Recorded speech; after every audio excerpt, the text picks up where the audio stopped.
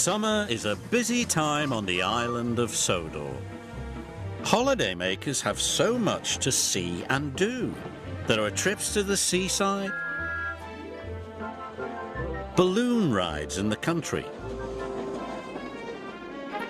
and a brass band playing. One morning, Edward was in a hurry. He didn't even stop to say hello to Stepney.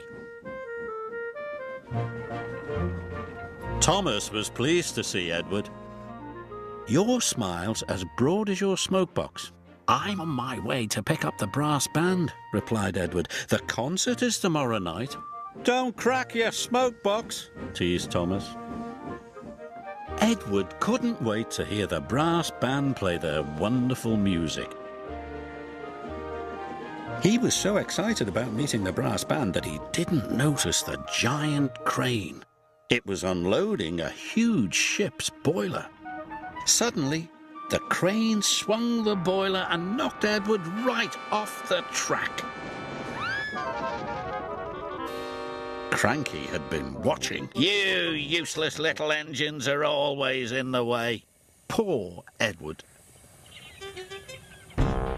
The Fat Controller came immediately. "We will take you to the fitter's yard, and Bertie will have to meet the brass band instead of you."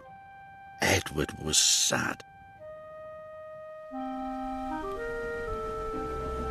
That night, a raging storm rolled in. The fitters worked through the night trying to mend Edward. The rain pelted down. Now Edward felt sad and very damp. Morning came and the Fat Controller arrived. "Please, sir," pleaded Edward, "will the fitters be finished soon?" "Not soon enough, and the band can't wait. I'm sorry, Edward. Bertie will take them to the concert." Edward felt worse than ever.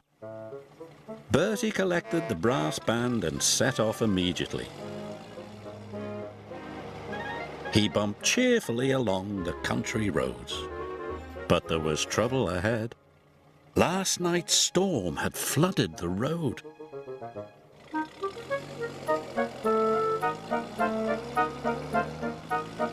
Bertie's driver decided to take a shortcut. But it was very muddy.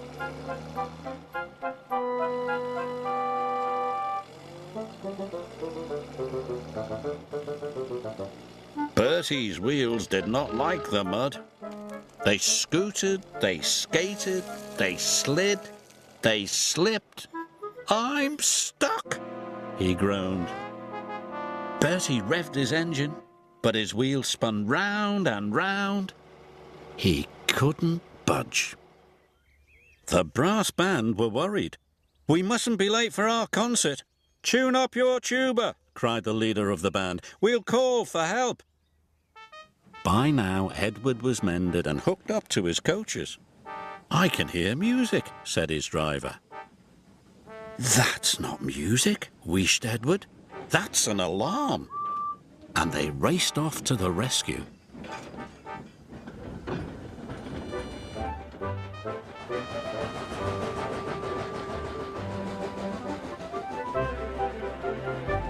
The musicians were delighted to see their old friend. So was Bertie. "I'll get you to the concert in time," Edward cried. "Thank you," said the worried bandsman.